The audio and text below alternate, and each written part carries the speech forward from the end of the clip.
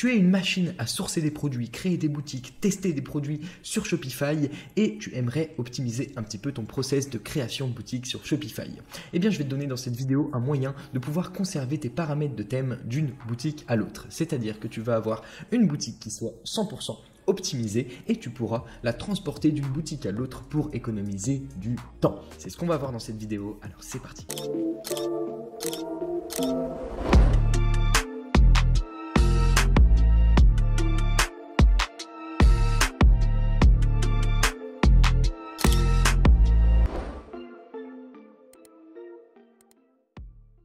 Donc pour le petit exemple, je me suis créé la boutique de mes rêves. La boutique la plus optimisée, la plus travaillée.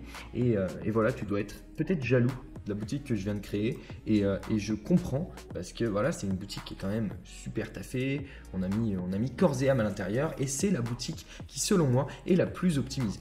Maintenant, j'aimerais pouvoir passer d'une boutique à l'autre en reprenant exactement le même thème et conserver ces paramètres-là parce que c'est bien l'agencement de section, le contenu que j'aime bien. Et comme ça, moi, j'ai juste mon produit à changer, une ou deux images. Et je conserve mes réassurances et je conserve toute la structure de mon site, etc.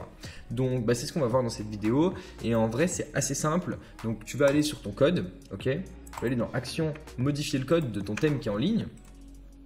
Après tu vas faire comme si tu allais sur ta nouvelle boutique. Moi je vais simplement générer un nouveau thème et je vais reprendre un nouveau thème début, voilà, qui sera tout neuf. Et le but, ça va être d'avoir le même setup sur le nouveau thème début que je vais créer que sur l'ancien. Comme ça, je vais pouvoir dupliquer mes boutiques au fur et à mesure. Donc, voilà, je vais juste attendre qu'il soit généré. Et donc là, ce que je vais faire maintenant en attendant, c'est que je vais me mettre sur le début actuel, celui que j'ai taffé, tu vois, le meilleur thème de ma life. Bon, j'arrête.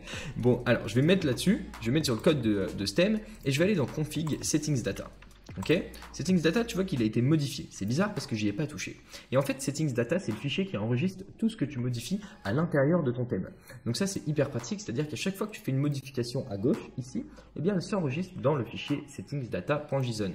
Et donc, si tu utilises le même thème, eh bien, pour passer d'un thème à l'autre, peu importe la boutique que tu utilises, que ce soit la même boutique ou une autre boutique, tant que tu utilises le même thème, eh bien, tu vas pouvoir copier ce fichier en question settingsdata.json qui se trouve dans le dossier config et le coller sur ton nouveau thème dans ta nouvelle boutique. Donc là, je vais le publier.